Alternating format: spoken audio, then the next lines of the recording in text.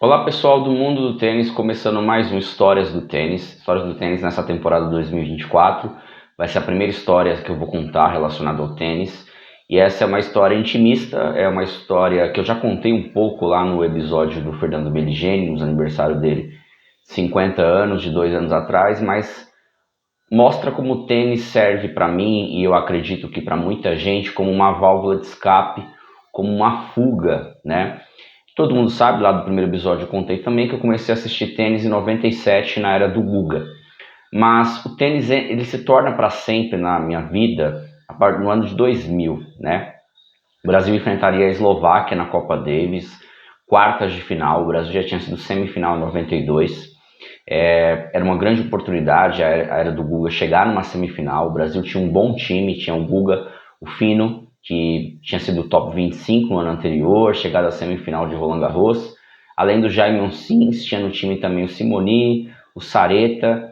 Esses estavam começando e muitas vezes também o André Sá faziam parte do time do Brasil. Mas Guga, Meligeni e Onsins era a espinha dorsal ali do Brasil, que enfrentou a Eslováquia naquele confronto no Rio de Janeiro.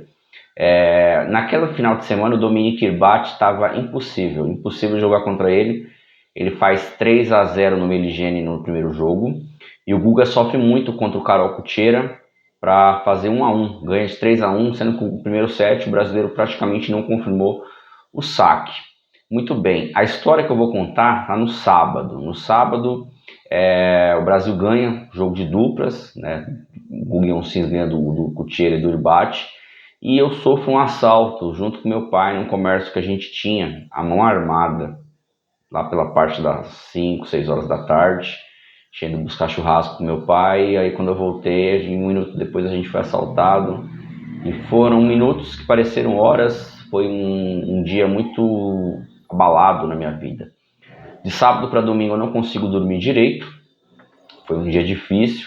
E no domingo eu fiquei com medo que acontecesse de novo, né? A gente ficou temeroso. Meu pai até, posteriormente, ele abandona esse tipo de comércio, né? Ele vai fazer outra coisa depois que isso acontece.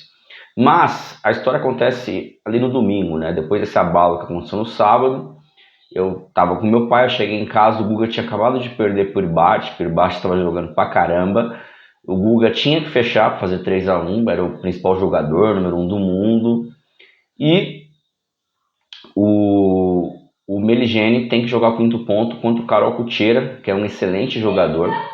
Também já chegou em semifinal de Grand Slam, frequentou ali o top 10, o top 20.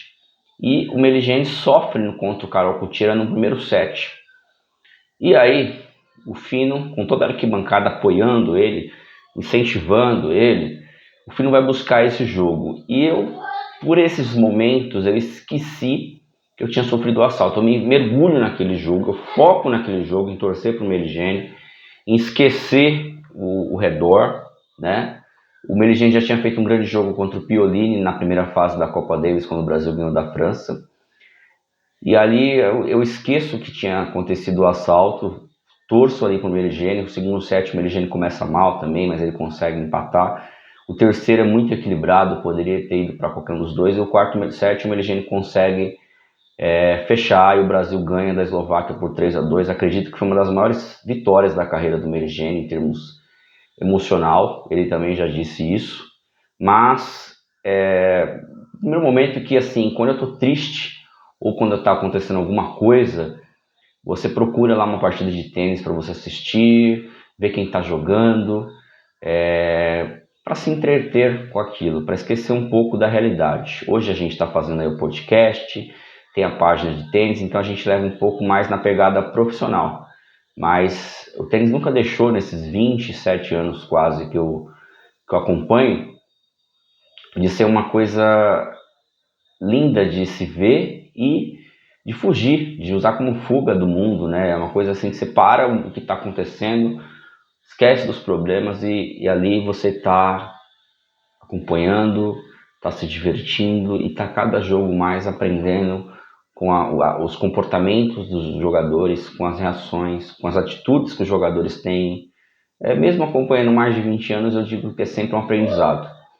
Logicamente que eu já torcia para o Meligeni, né, antes, comecei a torcer muito mais, porque torcer pro Guga era mais fácil, né? Mas o Meligeni, ele conquista posteriormente o ouro no Pan-Americano, que também é um grande jogo dele, vale histórias do tênis mais para frente, e encerra uma belíssima carreira como um dos maiores tenistas da história do Brasil, e hoje comenta lá na ESPN, comenta super bem, fazendo uma dupla com o Nardinho. Beleza, pessoal?